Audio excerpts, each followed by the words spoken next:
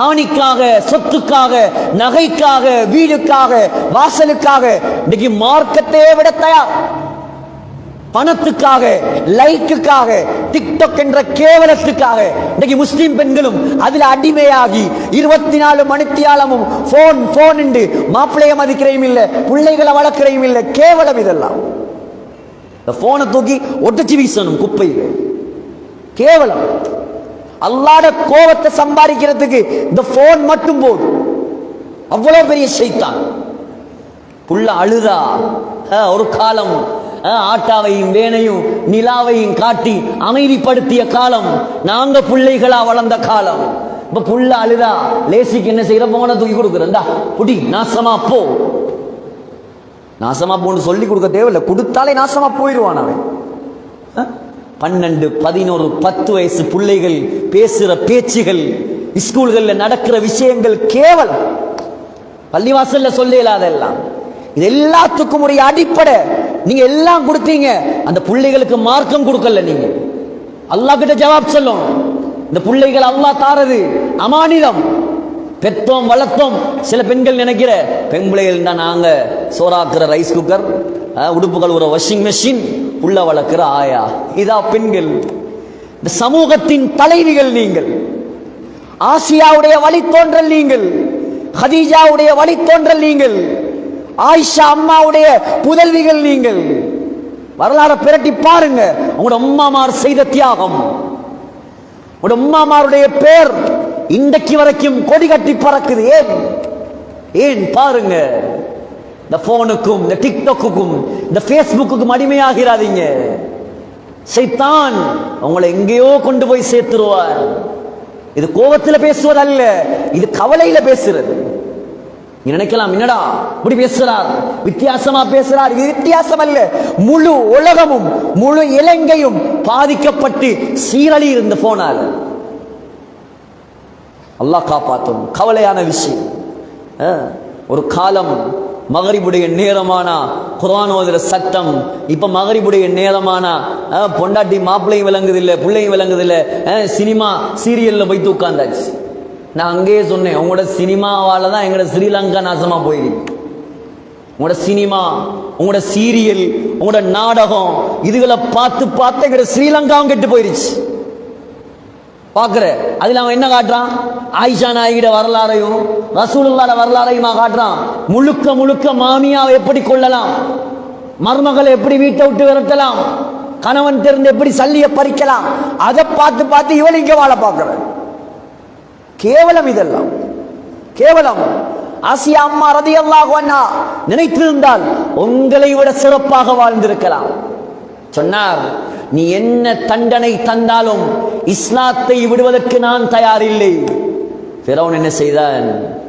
இதற்கு மேல் இவளை விடக்கூடாது, தண்டனை கொடுக்கலாம். என்ன தண்டனை? وَفِرْعَوْنَ ذِي الْأَوْتَادِ الَّذِينَ طَغَوْا فِي الْبِلَادِ. 4 கம்பெடுத்தான். 4 கம்பெடுத்து 4 கம்ப நாட்டி ஆசியா நாயகியுடைய ஆடைகளை எல்லாம் களைந்து 2 கையையும் 2 கம்புல, 2 காலையும் 2 கம்புல கட்டி வெயில்ல காய வைத்தான். சொன்னான், ஒன்று மரியாதையா நீ இஸ்லாத்தை விடணும், இல்லண்டா இப்படியே கிடந்து செத்து போகும். இப்படியே கிடந்து செத்து போனாலும் சாகுவேனே தவிர அல்லாஹ்வை நிராகரிக்க மாட்டேன் நான். அப்படியா? உண்ட தலையில நான் கல்ல போட்டு கொலை செய்வேன், கல்ல தூக்கி போட்டு கொள்ளுவேன். உன்னை என்னத்தை தூக்கி போட்டு கொண்டாலும் நான் மார்க்கத்தை விட மாட்டேன். எவ்வளவு பெரிய தியாகி!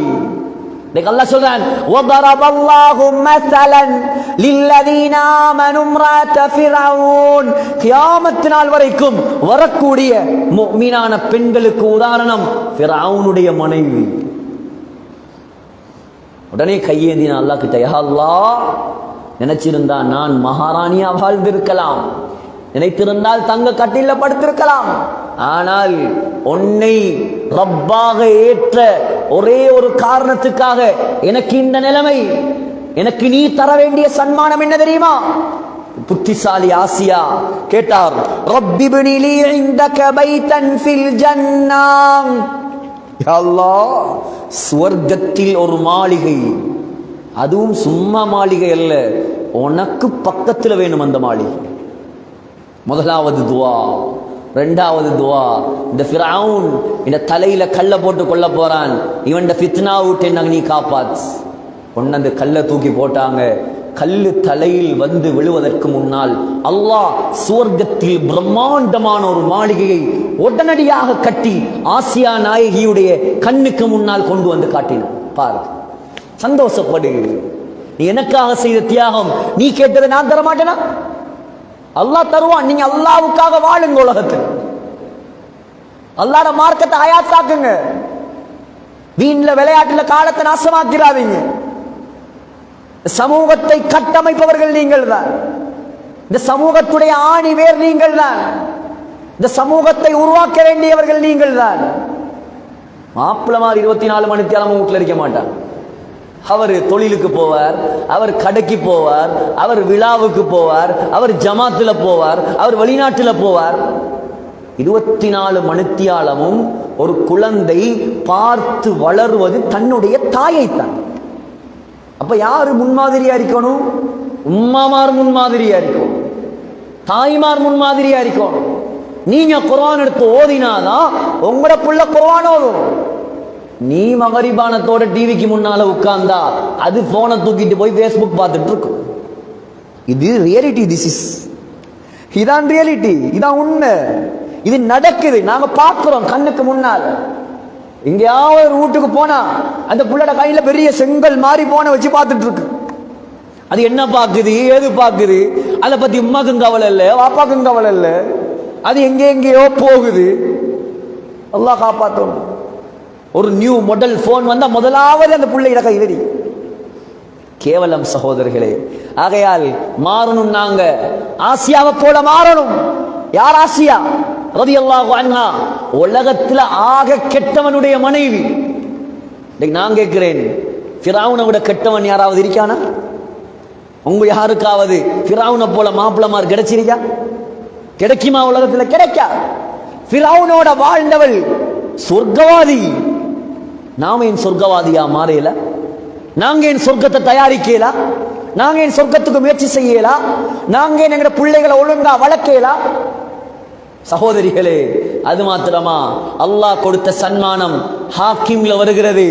கியாமத்துடைய நாளையில் சுவர்க்கத்தில் அல்லாஹ் உலகத்தில் ஆக கெட்டவனோடு வாழ்ந்த ஆசியாவை உலகத்தில் ஆக நல்லவர் முஹம்மது ஸல்லல்லாஹு அலைஹி வஸல்லமுக்கு நிக்கா செய்து வைப்பான். உலகத்தில் வாழ்ந்தது ஆக கெட்டவனோட, சுவர்க்கத்தில் வாழ போறது ஆக நல்லவரோடு, எங்கட கண்மணியோடு, சர்தாரே ஆலமோடு, தாஜுல் மதீனாவோடு. ஏன்? உலகத்தில் அல்லாஹ்வுக்காக உயிரை கொடுத்தார். இமாமுனா ஷாஃபிஈ பிறந்தது பலஸ்தீன்ல, கஸ்ஸால பிறந்தார். அனாதையா பிறந்தார். ஸல்லல்லாஹு அலைஹி வஸல்லமுடைய பரம்பரையில பிறந்தவர். குறைஷி குலம். கஸ்ஸால பிறந்தார். அனாத தாய், இளம் வயது குமரி. நினைத்திருந்தால் வேற திருமணம் முடித்து வாழ்ந்திருக்கலாம். ஆனால் தாய் நினைத்தார், இது குறைஷி குலத்தில் அல்லாஹ் எனக்கு தந்த ஒரு முத்து, இந்த குழந்தையை நான் அல்லாஹ்ட மார்க்கத்துக்காக நான் பாவிக்கும். இன்னைக்கு நீயத்து இருக்கிறா யாருக்காவது? ஆம்பளை புள்ளைய கண்டத்தோடையே, இதுவும் கிழக்கு மாகாணம் மாதிரி தான் இந்த ஊர்கள், கண்டத்தோடே டாக்டர் ஆக்கணும், இன்ஜினியர் ஆக்கணும், அப்படி ஆக்கணும், இப்படி ஆக்கணும், பணக்காரன் ஆக்கணும். அதான் நீங்க ஏதாவது ஆக்குங்க, நாங்க வாங்கினான்னு சொல்லல. நீங்க பைலட் ஆக்குங்க, கேப்டன் ஆக்குங்க, டெர்மடாலஜிஸ்ட் ஆக்குங்க, இல்லாட்டி யூரோலஜிஸ்ட் ஆக்குங்க, என்னையாவது ஆக்குங்க. அல்ஹம்துலில்லாஹ், தேவைதான்.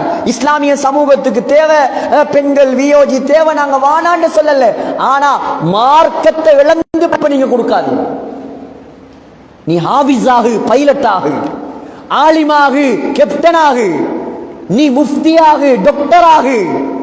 ஆபரேஷன் பண்ணும் போது நீ அந்தந்த பலாய சொல்ல மாட்டாய். நீ குர்ஆன் ஓதி ஓதி ஆபரேஷன் பண்ணுவாய். அல்லாஹ்ட தொடர்புள்ள ஆலிம், அல்லாஹ்ட தொடர்புள்ள டாக்டர், அல்லாஹ்ட தொடர்புள்ள பைலட் தேவை சமுதாயத்துக்கு. ஆனா இன்னைக்கு முழுக்க முழுக்க பார்க்கிறது அந்த புள்ளட படிப்பை மட்டும்தான், அந்த புள்ளட பணத்தை மட்டும்தான். மார்க்கத்தை பத்தி யாருக்கும் கவலை இல்லை. அதுக்கு பின்னால கொஞ்சம் வளர்ந்து கெட்ட கூட்டாளிமாரோட சேர்ந்து கெட்டு போய் ட்ரக்ஸ் அது இது வானத்துக்கு பிறகு தலையில கை வச்சுட்டு ஒப்பாரி வச்சுட்டு மாலையை வித்தாவது நான் தாரேன், இவனை எப்படியாவது திருத்தி தாங்க. அது பிறகு நீ மாலையை வித்தும் வேலை இல்லை, காப்ப வித்தும் வேலை இல்லை, காணியை வித்தும் வேலை. சின்ன வயசுல இருந்து பிள்ளைகளுக்கு மார்க்கத்தை கொடுங்க. இமாம் ஷாஃபியுடைய தாய் செய்த தியாகம் இன்றைக்கும் கபர்ல சந்தோஷமா இருப்பா இன்ஷா அல்லாஹ். ஏன் அந்த புள்ளைய உருவாக்கினா, பச்சை புள்ளைய தூக்கிட்டு பலஸ்தீன்ல இருந்து மக்காவுக்கு வந்து 6 வயசுல ஹாஃபிஸ் ஆக்கினா இமாம் ஷாஃபி. 9 வயசுல 3000க்கு மேற்பட்ட ஹதீஸ் முவத்தா மாலிக பாடமாக்க வச்சா. செய்த தொழில் என்ன? மக்கால உள்ள பணக்கார ஊடுகளுக்கு போய் பிஞ்ஞாங்கோப்பையை கழுவி அதுல வார வருமானத்துல தான் புள்ளைய ஓத வச்சு. சாய் செய்த தியாகம். சொன்னா, மகனே, மதீனாவுல பெரிய ஒரு ஆலிம் இருக்கிறார், இமாம் மாலிக், போய் அவர்கிட்ட படி.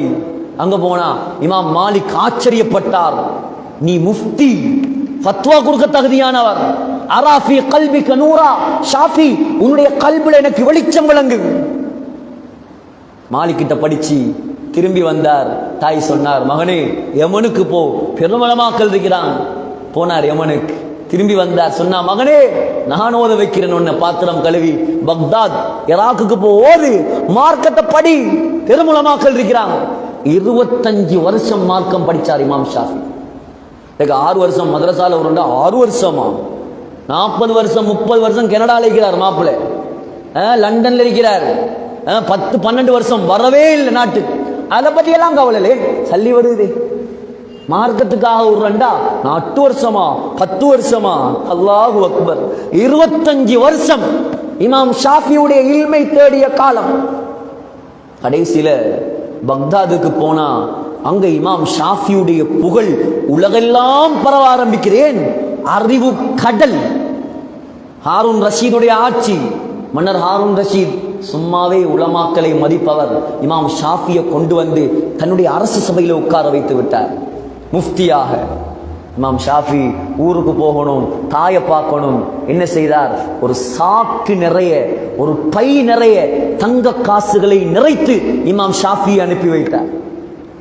அம்மாக்கு செய்தி வருது, உங்களோட மகன் பெரிய தங்க குவியலோட வாரார். ஹாரூன் ரஷீத் மன்னர் கண்ணியப்படுத்தி அனுப்பினார். வாரார், வந்து கொண்டிருக்கிறார் உங்களை சந்திக்க. தாய் என்ன சொல்லியிருக்கணும்? அல்ஹம்துலில்லாஹ், இவ்வளவு காலமா பிஞ்ஞாங்கோப்ப கழுவி என்ற புள்ளைய ஓத வச்சிருக்கிறேன், இதுக்கு பின்னாலனா காலுக்கு மேல காலை போட்டு மகாராணி மாதிரி உட்காரலாம். வந்து சொன்னவர்கிட்ட சொன்னாவாம், இந்த மகன்கிட்ட போய் சொல்லுங்க, அவர் வரும்போது ஹரத்துடைய எல்லையில ஃபுகராக்கள் மிஸ்கீன்கள் இருப்பாங்க, ஹாரூன் ரஷீத் தந்த அவ்வளோ சல்லியையும் அவர்களுக்கு பங்கிட்டு கொடுத்துட்டு எப்படி வெறுங்கையோடு அவர் போனாரோ அந்த வெறுங்கையோடு இங்கே வர சொல்லுங்க. நான் அவரை மார்க்கத்தை படிக்க விட்டது துனியாவை சம்பாதிக்கிறதுக்கு இல்லை, தீன ஹயாத்தாக்குறது. இன்றைக்கு இமாம் ஷாஃபி மௌத்தா போய் 1200 வருடங்களுக்கு மேல், இமாம் ஷாஃபியுடைய தாய் மரணித்த 1200 வருடங்களுக்கு மேல். இன்றைய கணக்கெடுப்பின் படி முழு உலகத்திலேயும் இமாம் ஷாஃபி வாழ்ந்தது வெறுமனே 53 வருஷம்தான். ஆனால் இன்று உலகளாவிய ரீதியில் 50 கோடி முஸ்லிம்கள் இமாம் ஷாஃபியை பின்பற்றுறார். 50 கோடி குரோட்ஸ். எதனால் கிடைச்சது சகோதரர்களே? தாயுடைய தியாகம். இந்த ஒரு வரலாறு போதும், உங்களுக்கு வேற ஒன்று நான் சொல்ல தேவை. ஆகையால் பெண்களே யோசிங்க, எங்கட வாழ்க்கை போறது சரியா? நாங்க பார்க்கிற பார்வைகள், எங்கட மகரமான உறவுகள், எங்கட போன்கள், இது எல்லாம் என்ன நிலைமையில் இருக்குது? யோசிங்க. பிள்ளைகளுக்கு மார்க்கத்தை கொடுங்க. 4 பிள்ளைய